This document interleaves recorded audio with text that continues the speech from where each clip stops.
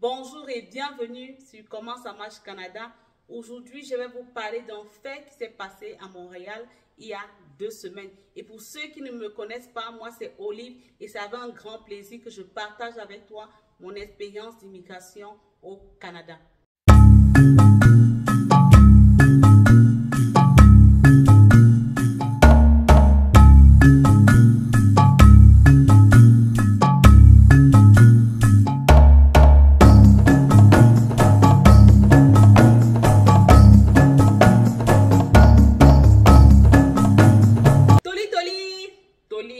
Qu'est-ce qui s'est passé? C'est un papa qui allait à la banque et qui a laissé dans le stationnement ses 2 enfants dans son auto.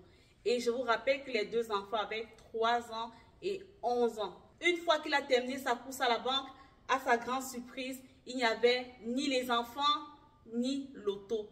Donc, il s'est fait voler son auto avec ses enfants. Ils ont donc décidé d'appeler le 911 pour pouvoir retrouver la voiture.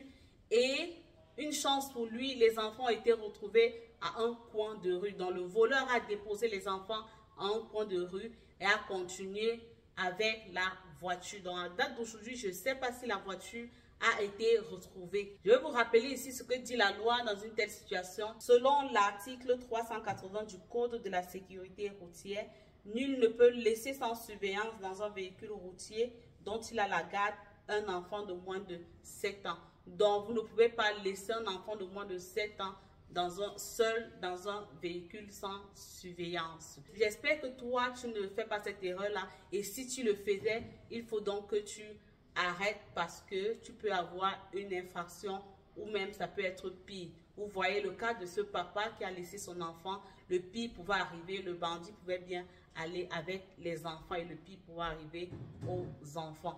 Et dans une telle situation, la direction de la protection de la jeunesse, encore appelée DPJ, peut intervenir pour se rassurer que ce n'est pas dans les habitudes du papa et aussi que les enfants n'ont pas été traumatisés. Donc, un dossier peut être ouvert à la DPJ. Faites vraiment attention avec vos enfants. Prenez soin de vos enfants. Ne laissez pas les enfants de moins de 7 ans dans votre voiture et même à la maison.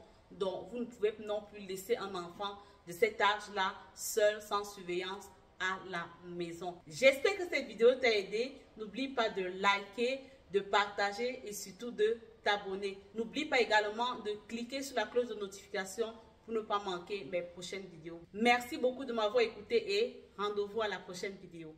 Bye bye.